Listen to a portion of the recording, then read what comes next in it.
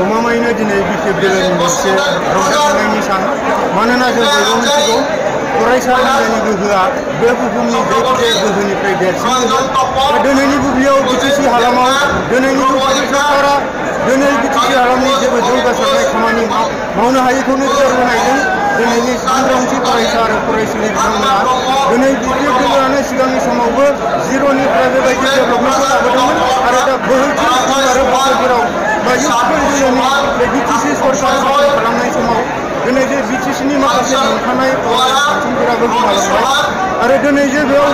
जौगासारनायनि मोनसेबो हाबाफारियानो जायासै आरो दिनै फरायसा फरायसुलि बिथांमोना जिखिनि सुबिदाखौ मोननांगौ बायदिनिफ्रायबो बिथांमोना डिप्राइभ जानानै थानांनायनि जाहोनाव दिनै बिटिसि हालामनि बिटिसि हालामनि गुबुन गुबुन मिडियाम बा गुबुन गुबुन बिजोंनि गुबुन गुबुन कलेज आरो इउनिभारसिटिनिफ्राय दिनै बिटिएफ दोलोनि हाग्रामा महिलारि बिथांनि नुजाथिनायजों दिनै गोबां फरायसा फरायसुलिफोरा 2000निबो बांसिन बेवहाय दिनैनि गेजेरजों हाग्रामा महिलारि बिथांनि नुजाथिनायजों जयेन जादों आरो बेजोंनो लोगोसे जाय बिथांमोना दिनै मिउनिसिपाल बा बिटिसि सरकार बे बिथांमोननि मिउनिसिपाल आरो बिटिसि सरकार थासेयावबो दिनै जे बिथांमोना गावसोरनि सरकार थासेयावबो बिटिएफ दोलोआ खुंथाय गोहोआव गैयाब्लाबो बिथांमोना जे दिनै गाव गावनि बिबानखौ नागारनानै बिटिएफ दोलोआव जुग्राम जाफैबाय जेन' फैबाय थानाय एमपि बिसायख'थि बेवहाय बिटिएफ दोलोआ मोननैबो लकसभा उदालगुरि दरं आरो क'क्राझार लकसभानिफ्राय उदाङै बा गोरलैयैनो देरहालांगोनखौ जों मिजिंथिनो हायो बेजोंनो लोगोसे फैबाय थानाय 2025 मायथाइनि जिथु बिटिसि काउन्सिल बिसायख'थि बेयाव बिटिएफ दोलोआनो मेजिक नाम्बार लानानै फिन खनसेनि थाखाय बिटिसिआव बिटिएफ दोलोआनो सासन खुंगोन जों नुनो दा जोंनि बुंनो लानाय बाथ्राया जोङो दिनै बिटिसिआव जायखि सरकारानो फैया मानो बिटिसिआव सरकारखौ सासन खालामगोन बै बिथांमोना जोंनि बिटिसि हालामनि जौगासार बिथिङाव नोजोर होनानै जोंनि माखासे गांनाय उखैनाय बैफोरबायदि समयसाखौ दिनै खुंथाय सरकाराव थानाय बिथांमोना दिनै जों साफ्रोमबो नागरिकनि थाखाय मावनानै होनांगौ दायित्वआ बिथांमोन जाय बिथांमोना दिनैनि समाव बे सरकार बा बिटिसि सरकारखौ खुंबाय थादों बिथांमोननि नोरजिया सरकारा दिनै बिटिसि हालामनि उन्दै गिदिर बोराय बेन्थ बा बबेबा हारि माहारिनि जेबो गांनाय उखैनायनि सायाव खामानि मावनो हायाखै दिनै बिटिसिआव गोबां क्वालिफाइड टिचारफोरा दिनै धरना हाबाफारि दिनैबो लानो गोनां जादों दिनै बिथांमोना बोसोरथामनि गेजेराव सासेनोबो दिनै बिटिसिनि साख्रिखौ होनो हायाखै बबे बिथांमोना सोरबा धरना हाबाफारि लायोब्लाबो बिथांमोना बुंनोसो लायो जे जायहा खामानि गैया बिथांमोना धरना लानायाव बुंनांगौ बाथ्रा गैया बेजोंनो लोगोसे दिनै ना बोरमा बिफाननि पिएम जाय राकेश ब्रह्म बिथाङा दिनैसिमबो बिटिएफ दोलोआव जाय थायो बिथांमोना जंखाग्ला जंखाग्ला बेफोरबायदि खोथा बानसावबाय थायो दिनै बिथांमोना बिटिएफ दोलोनि सोरबा मन्त्रि बा सोरबा दैदेनगिरि सापर्टारफोरखौ बिथांमोना बेदर गेसावजों रुजुयो नाथाय दिनैनि समाव नोंथांमोना एसेबां मोजां सालायदोंब्ला नोंथांमोननि गियान आरो आखला एफाग्राब मोजांबा दिनै हाजार माखासे मेलेमजिबि फरायसा फरायसुलि बिथांमोना दिनैनि दिनाव बिटिएफ दोलोखौ बिगियान होदों बिटिएफ दोलोखौ हाग्रामा महिलारि बिथांनि दैदेननायखौ सापर्ट होनानै फिन खनसेनि थाखायनो 2025 मायथाइयाव बिथांमोना बिटिएफ दोलोनि सासनाव हास्थायफिनदों अब्ला बे राकेश ब्रह्म नोंथाङा खोथा बुंदों एमपि बिसायख'थिनि उनावहाय बिटिएफ दोलो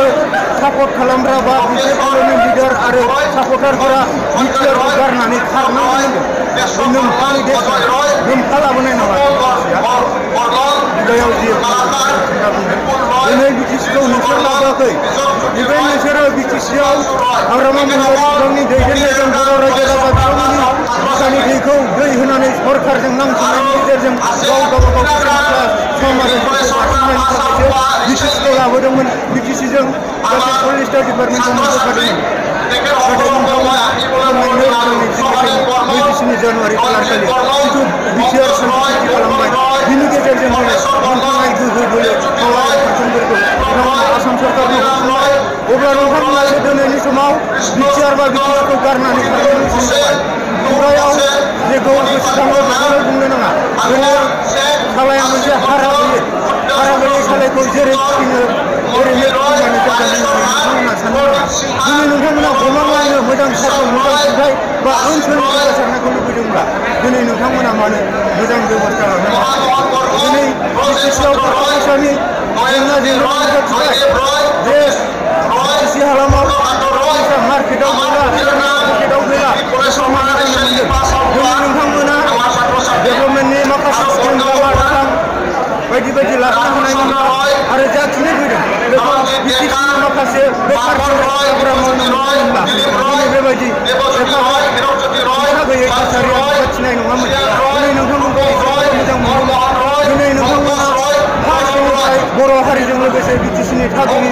सुबुंफोरनि मोनथायखौ सोरलां बोरलां खालामगासिनो दं बेनिखायनो आं नोंथांखौ खावलायगोन खुगायाव बा गोसोआव जा खोथा फैयो बेखौनो नोंथाङा बुंगोन बैफोरबायदिनिफ्राय नोंथांमोना जानगाराव थानाया मोजां जोंनि समाजा बेबायदि खालामजाया आरो हास्थाया दिनै नोंथांमोना सासे मोजां दैदेनगिरिमोनब्ला दिनैनि समाव बेबायदि गोबां हारि माहारिनि मेलेमजिबि फरायसा फरायसुलि सोरबा कलेजाव फरायनाय इउनिभार्सिटियाव फरायनाय बिथांमोना दिनैनि समाव बेबायदि मोनसे ग्रेन्ड हाबाफारियाव नुजाथिनाय नङामोन